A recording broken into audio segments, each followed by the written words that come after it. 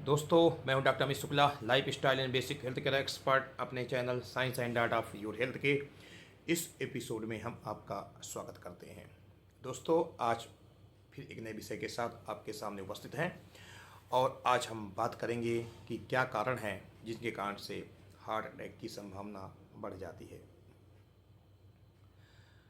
पिछले कई दिनों से सुनने में आ रहा है कि हार्ट अटैक के केस बढ़ गए हैं और लोगों में एक भय का माहौल है। तो आइए हम उन फैक्टर्स पर बात करेंगे जो हार्ट अटैक की संभावना को बढ़ा देते हैं। दोस्तों, पहले हम समझते हैं कि हार्ट अटैक होता क्या है। हमारी जो हार्ट की सप्लाई करती है आर्टरी, उसको हम कोरोनरी आर्टरी बोलते हैं। आर्टरी के अंदर कोलेस्ट्रॉल और ट्राइग्लिसराइड के प्लाक जमते हैं और ये प्लाक के ऊपर एक मेम्ब्रेन बन जाती है जो कोलेजन और इलास्टिन की होती है।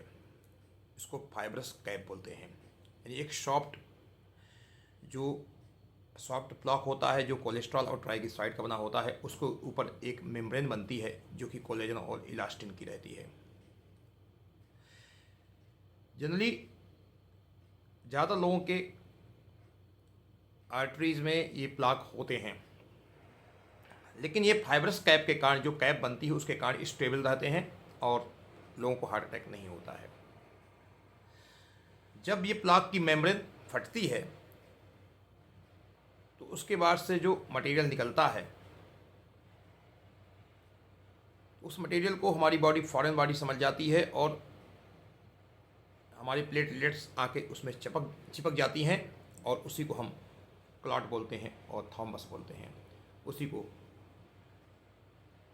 हार्ट अटैक कहा जाता है। उसके बाद जब थॉम्बस या क्लॉट बन गया तो खून की सप्लाई रुक जाती है और हार्ट की मसल्स डेड होने लगती हैं।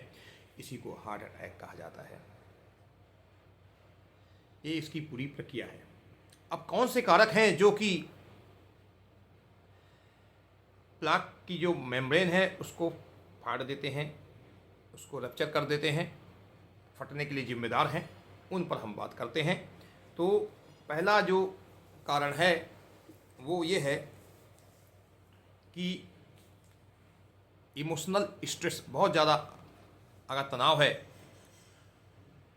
उससे भी ये मेम्ब्रेन फट जाती है और हार्ट अटैक हो जाता है।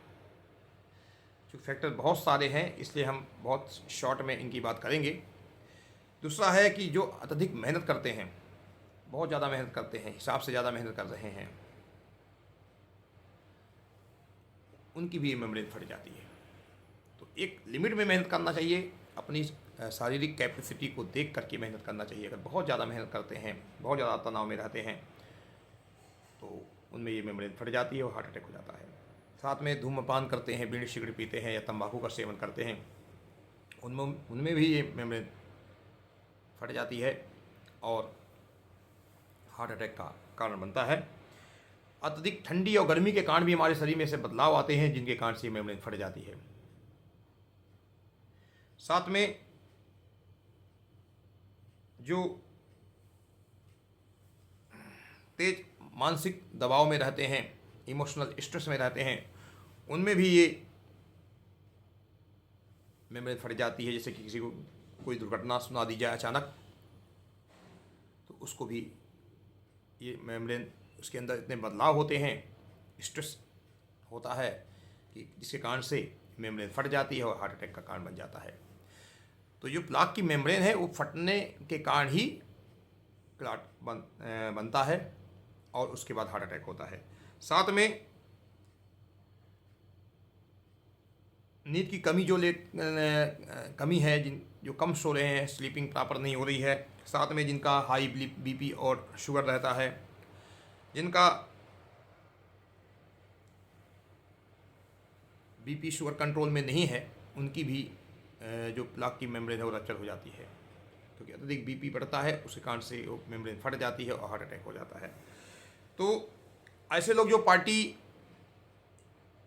में ज़्यादा खाना खा लेते हैं, ओवर ईटिंग हो जाती है, उसके कारण से भी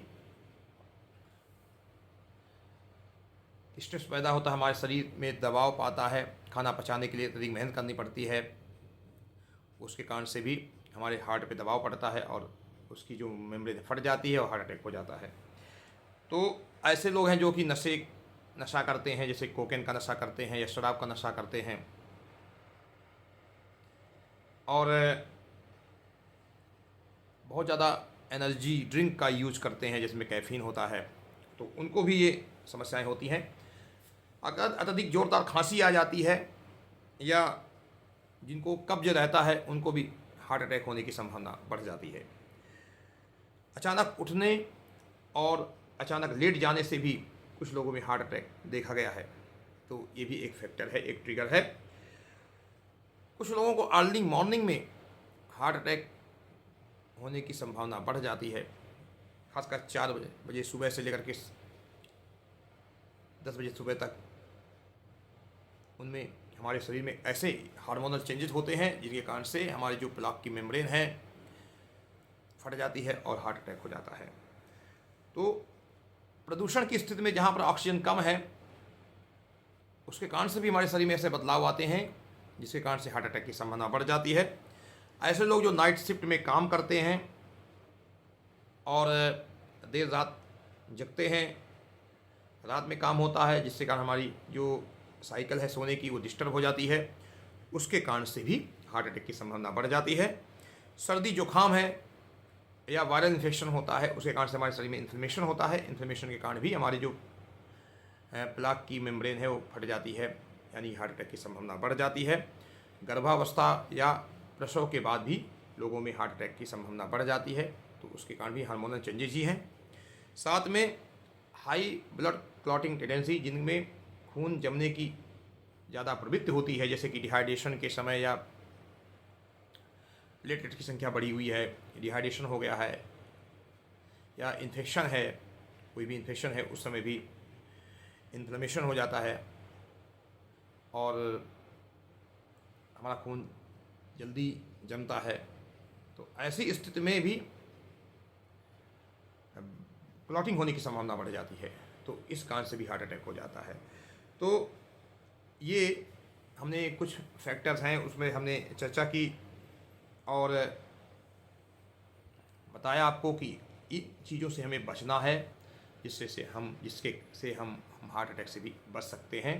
क्योंकि देखिए सबके शरीर में प्लाक होता है, लेकिन जब हम ये फैक्टर्स जो हैं, ट्रिगर्स हैं, ये जब उसको बढ़ाते हैं तभी वो रैप्चर होती है मेम्ब्रेन और हार्ट अटैक होता है। अगर ये फैक्टर अगर हम इनको अपने कंट्रोल में रखें तो हम हार्ट अटैक से बच सकते हैं। हमारे वीडियो बनाने का उद्देश्य मात्र यही है कि इतनी ज़्यादा जो लोग हार्ट अटैक के शिकार हो रहे हैं उनके पीछे यही कारण है। बहुत ज़्यादा मेहनत करते हैं, बहुत ज़्यादा एक्सरसाइज कर देते हैं, एक्सट्रीम एक्सरसाइज कर देते हैं जो हमारे कैपेसिटी से बाहर है, उसके कारण भी हार्ट अटैक हो जाता है। तो हमें इन चीज़ों से बचना है तो हम हार्ट अटैक से बच सकते हैं। अगर आपको जानकारी देने में ये वीडियो सफल रहा तो इसको लाइक करें, शेयर करें, अन्य लोगों तक पहुंचाएं जिनके अंदर डर का माहौल बना हुआ है कि हार्ट अटैक क्यों हो रहा है, कौन से फैक्टर जिम्मेदार हैं। आज के लिए बस इतना ही।